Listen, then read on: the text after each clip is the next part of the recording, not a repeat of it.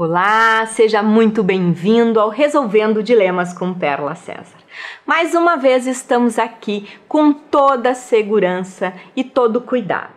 Máscaras de proteção, propés, álcool em gel e distanciamento necessário para poder estar com segurança fazendo o nosso programa. Quero de novo agradecer a TV Cidade de Farroupilha, Canal 14, que recebe a nossa convidada e o meu programa com tanto carinho e tanto cuidado.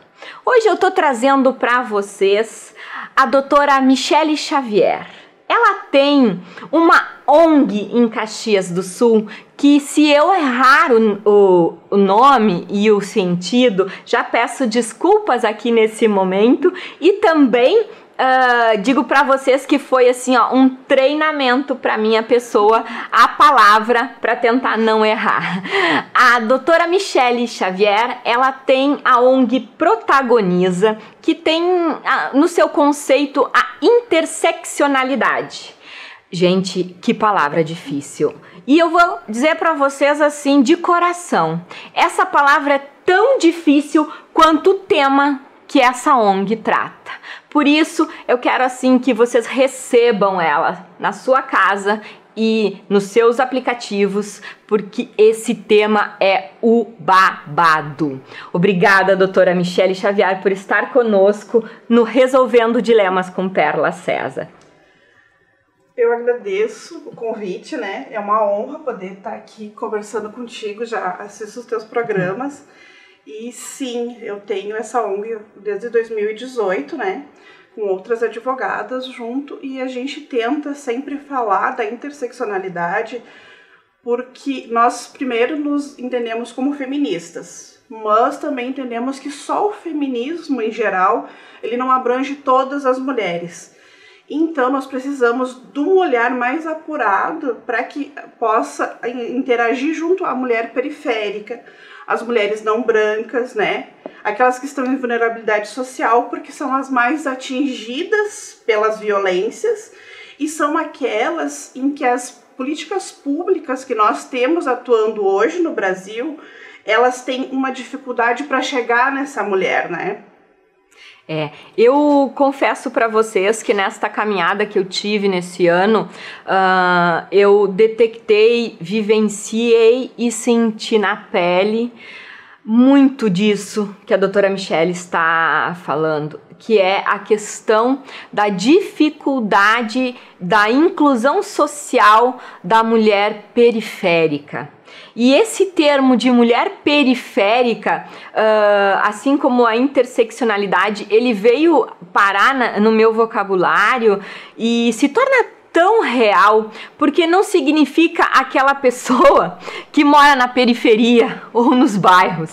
Porque antes eu até achava que nós, quando se referíamos a mulheres periféricas, seriam mulheres que estavam morando em bairros distantes da nossa cidade. E hoje eu confesso que compreendo essa essência e eu gostaria mesmo que tu traduzisse esse conceito, doutora, da mulher periférica. Bom, a mulher, né, periférica é aquela que não está dentro do padrão médio na sociedade.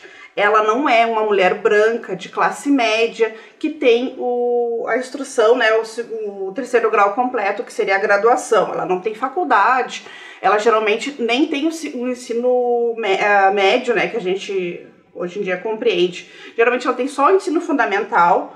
Ela trabalha nas zonas periféricas de profissões, ela é a operadora de telemarketing, ela é a vendedora da loja, então é essa mulher que a gente está tentando abranger, né, poder falar sobre elas, tanto que o último evento que nós conseguimos fazer no final do ano passado, antes da pandemia, foi uma rodada de negócios popular, que a gente chamou, que foi para chamar as mulheres que estão ou começando na sua profissão, né, que são graduadas, mas uma arquiteta que está no início da profissão, uma contadora, uma manicure, uma cabeleireira, porque essas mulheres muitas vezes têm dificuldade de acesso à informação e a divulgar os seus trabalhos.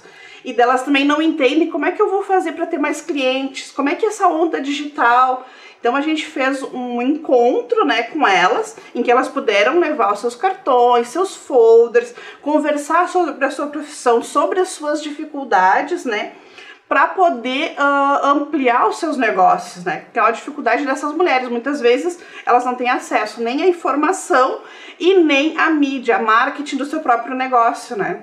Incrível.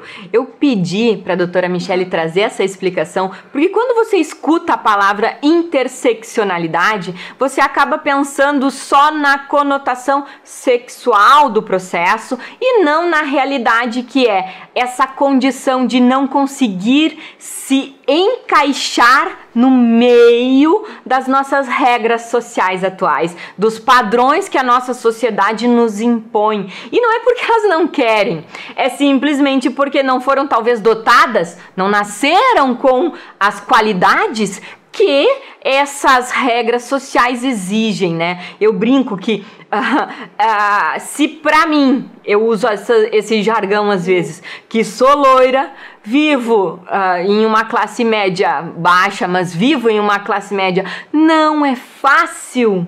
Imagina para essas outras mulheres. E eu vi isso na prática, na rua, pessoas de alta capacidade, com formação, arquitetas, jornalistas, formação em várias graduações, não conseguindo se colocar profissionalmente porque elas vivem fora do contexto da sociedade, ou porque elas, infelizmente, ainda existem, não são brancas, né?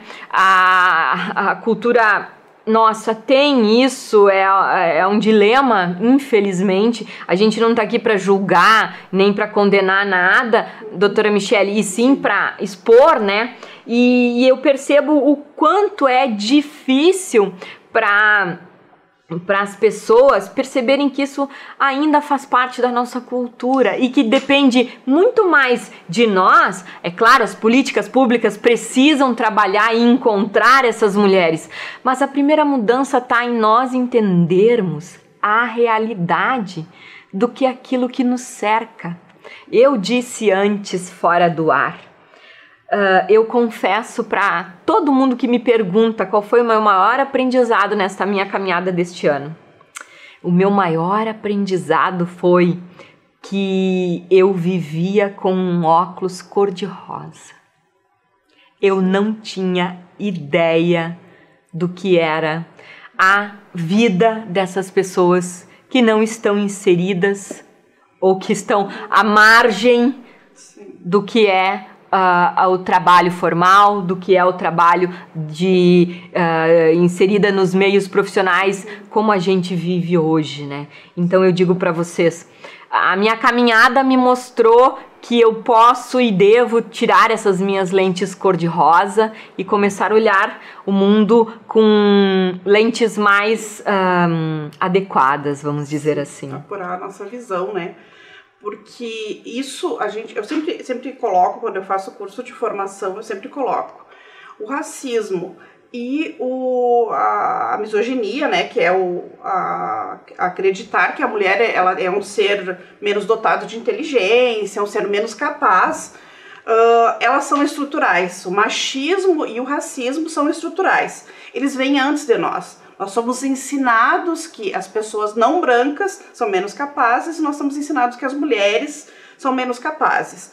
Então é uma coisa que vem antes, né, de nós. Nós só entramos nesse barco. E para a gente poder deixar de fazer isso e entender, ter esse olhar mais apurado na sociedade, entender que não é só aquele núcleo, né, que tem outras pessoas, outras visões, outras necessidades fora disso, a gente precisa estudar. E a gente precisa aprender. Então, para apurar esse olhar.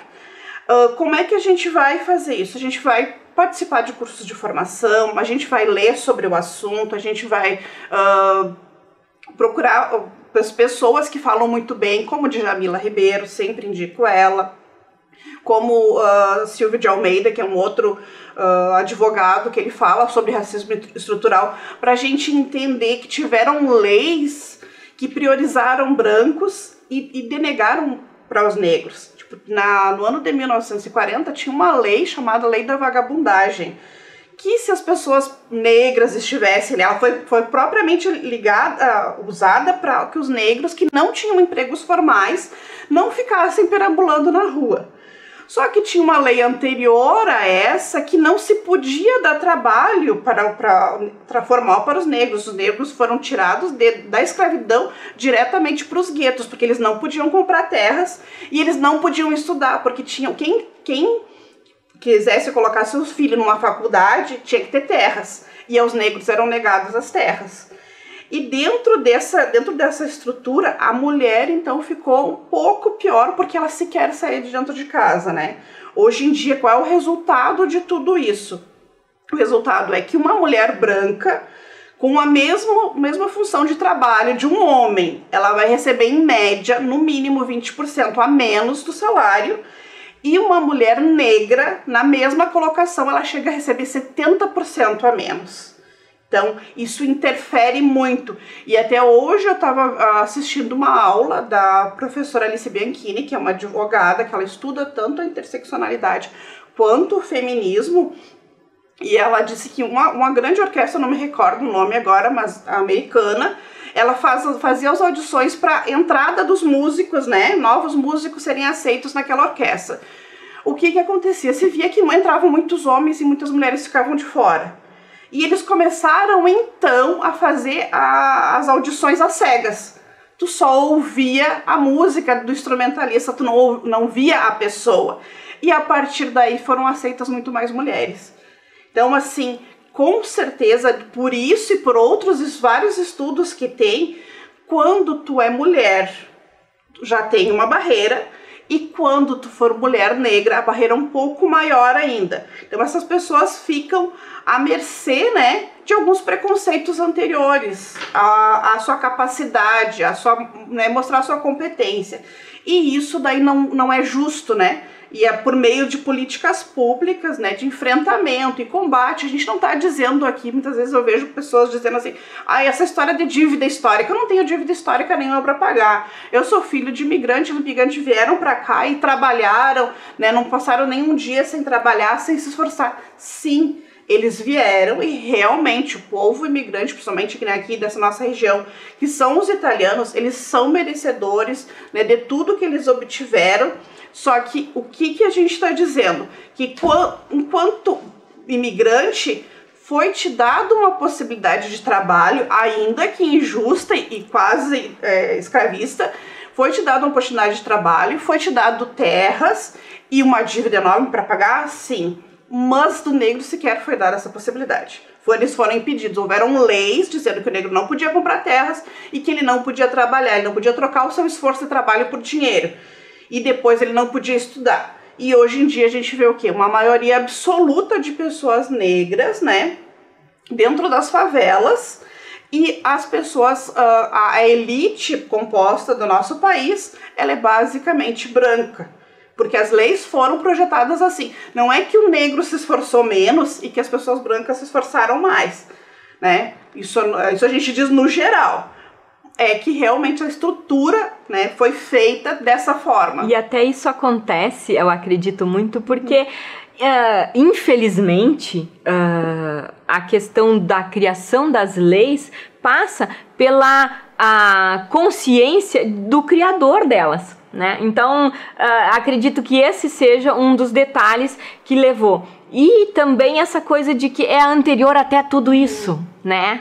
E estar com uma ONG disposta a auxiliar as mulheres a se recolocarem no mercado de trabalho de forma justa, ou buscarem dentro da sua profissão parcerias, troca de ideias, apoio. Essa é uma dos propósitos, uma das missões da Protagoniza, né? Sim. Trazer condições que as mulheres compreendam que elas são tão capazes quanto. Aqui, quando falo eu em feminismo, eu gosto sempre de dizer, ninguém tá aqui para rasgar sutiã, ninguém tá aqui para fazer apologia, a gente tem que ser mais do que os homens. Não, o que se busca é trazer uma equidade de condições. E isso é uma coisa que eu bato muito quando a gente trata desse tema, e eu sei que esse tema é um tema cabeludo, ninguém gosta de falar. A questão do preconceito, ele tá dentro de mim, infelizmente, às vezes eu sou preconceituosa.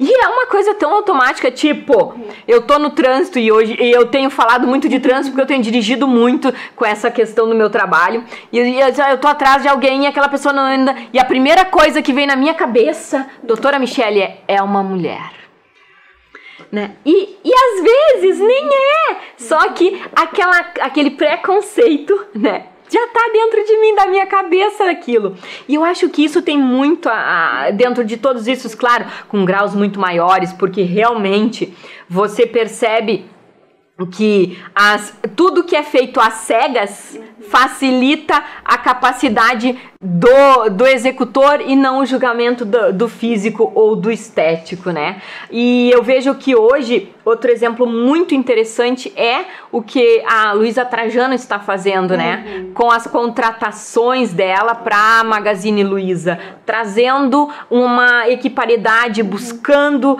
a cultura que ela mesma que se diz ela se enquadrar, né? De colocar mais negras no trabalho e todas essas soluções. Eu acho que parte disso também está dentro da nossa ideia de que a gente tem que entender que ninguém está aqui para dizer que um é certo ou outro é errado.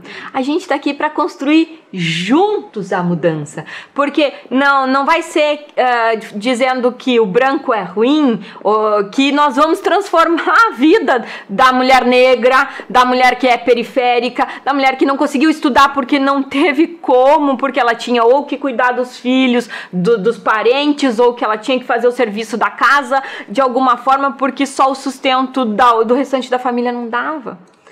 Então eu acho que esse é o legal, e saber que a gente tem isso em Caxias do Sul, porque o mais interessante de tudo, a doutora Michele junto com essas outras advogadas já estão desde 2018 com a Protagoniza, falando sobre esse tema e trazendo soluções para este dilema.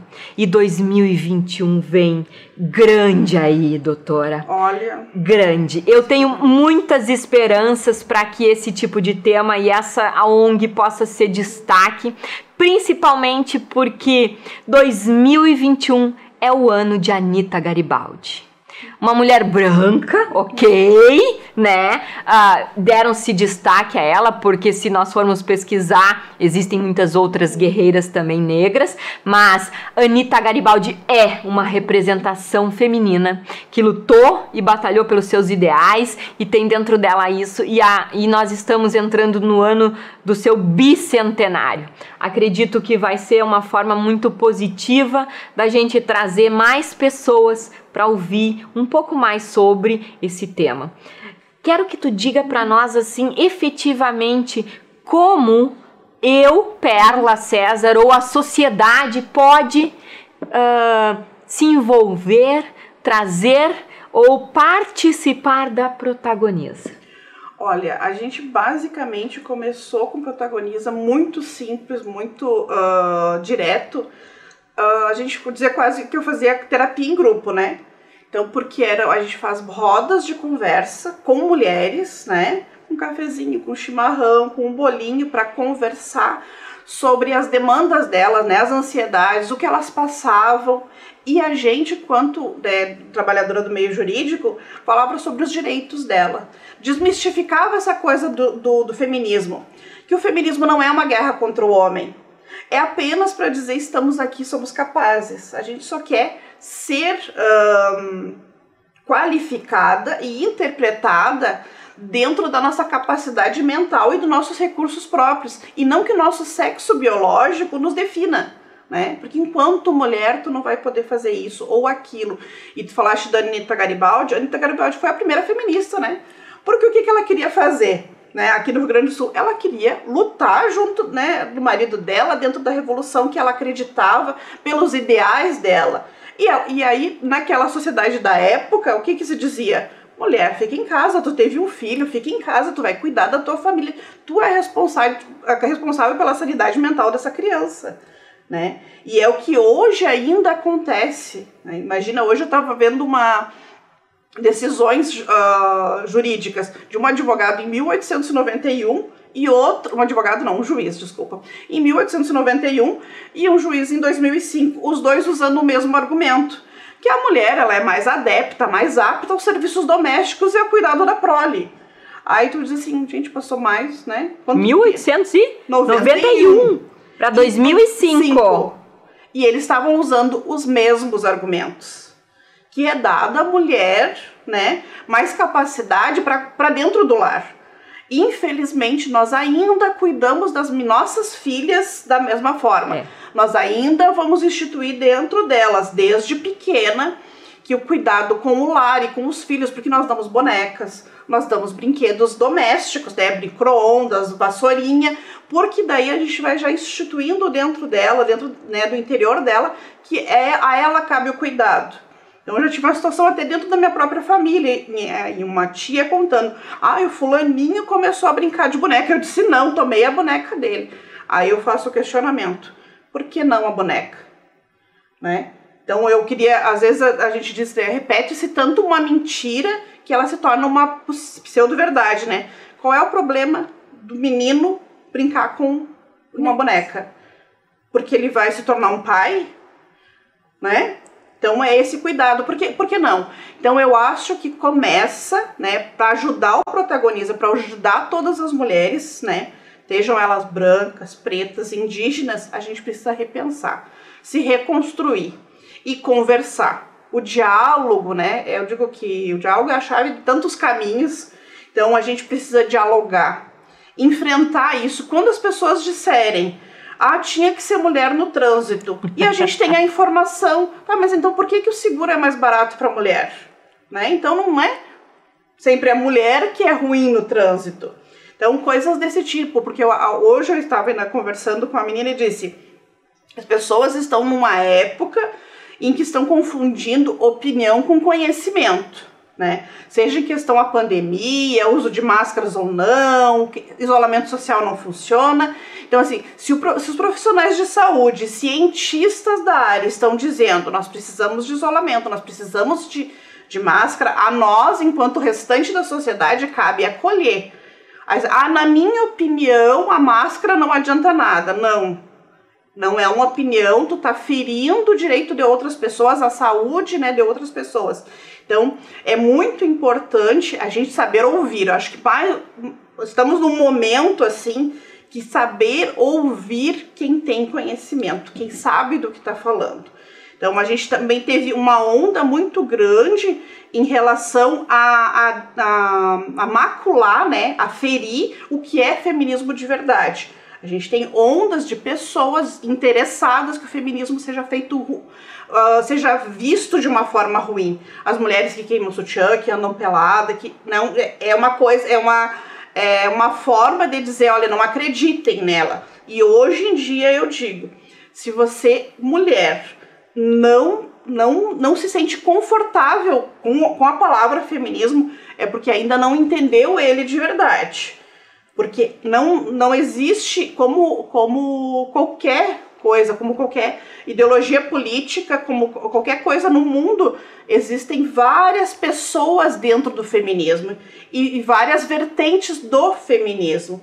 Então tem aquelas pessoas mais radicais, que já digo, são mulheres que já estão muito cansadas dessa luta, dessas coisas, então elas já estão mais agressivas, e tem a que a gente chama de libfem, que é o feminismo, né, que se tu quiser alisar teu cabelo, tu alisa, se tu quiser ficar loira, tu fica, se tu quiser deixar cacheado, tu deixa. Eu faço parte desse tipo de feminismo, porque eu acho que mulher, hoje em dia, eu preciso te acolher, Perla, dentro das tuas perspectivas, dentro do teu conhecimento com o mundo, dentro daquilo que tu se relaciona e dentro daquilo que tu dialoga, porque tu tem as tuas necessidades. Eu tenho que entender, enquanto eu profissional, tanto no meio jurídico, porque eu também atuo em direito de família e violência doméstica, quanto dentro da minha ONG, a minha ONG tem que acolher a Perla. Ela tem que acolher também aquela mulher periférica, a mulher negra, a mulher indígena, porque quando eu passo na rua e vejo uma mulher indígena com uma criança ali, né, e eu não chego perto dela, eu tenho medo,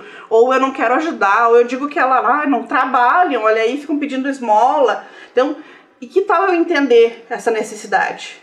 Será que ela realmente gostaria de estar ali daquela forma, sentada na calçada, com o filho muitas vezes dormindo nos braços dela, com uma plaquinha de me ajude para comprar fraldas? Então eu acho que talvez algumas pessoas queiram estar nesse lugar, mas eu não acredito que não são todas. E a gente precisa acolher melhor essas pessoas, a gente precisa de políticas públicas para essas pessoas. Eu acredito, e assim a gente vai chegando ao nosso final do Dilemas com Perla César, que se eu posso resumir em uma única palavra, o que protagoniza é empatia.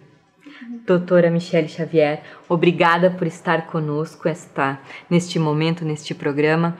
E a todos vocês que nos acompanham pela TV ou pelos aplicativos, assistam este programa que está incrível. Aproveitem para conhecer o que é interseccionalidade. Obrigada, doutora Michele. Parabéns pelo seu dia, que foi agora dia 15 de dezembro. Um grande abraço a todos. Um beijo!